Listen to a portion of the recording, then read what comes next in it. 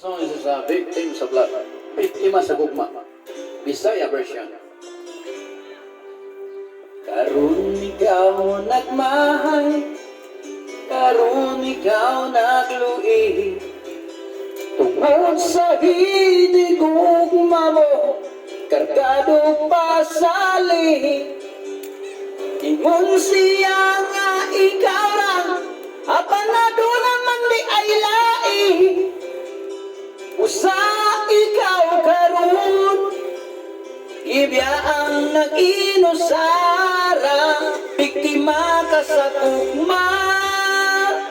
Nganong nagpatintal ka, wala ni mo huna-huna, pamilyado man di ay siya, biktima ka sa tugma. Naburos na walay bana, biktima ka sa gugma, dili na mo usaha. Ano yan? Otro pagaday? Dili na ko yun. Ingon ikaw nga sayon ra lusutan ang tanan.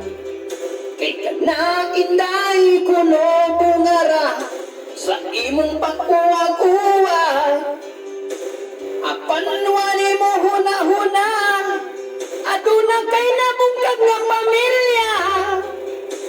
Usa ikaw karon, ibya ang nag-inusara, biktima ka sa gugma. Nganong nagpatintal ka, wala ni mo huna-huna, pamilyado man di ay siya, biktima ka sa gugma.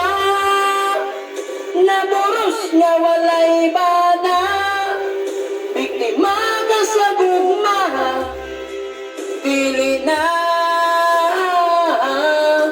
mo usa.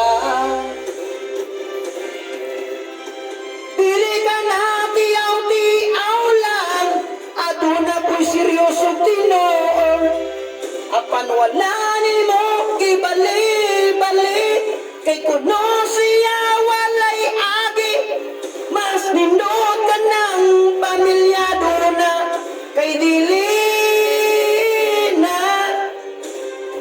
na ka magpatudlo, biktima ka sa gugma.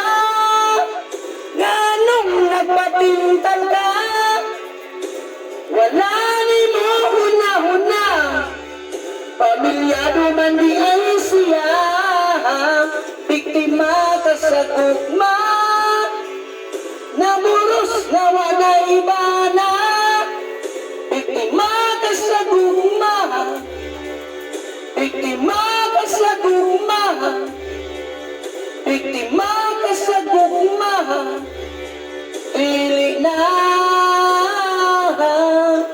mo usa. O sa giling istorya na ko ni mo dahil paminawa po, anong diha pamangga, anak nanay pamilya na, pagbulag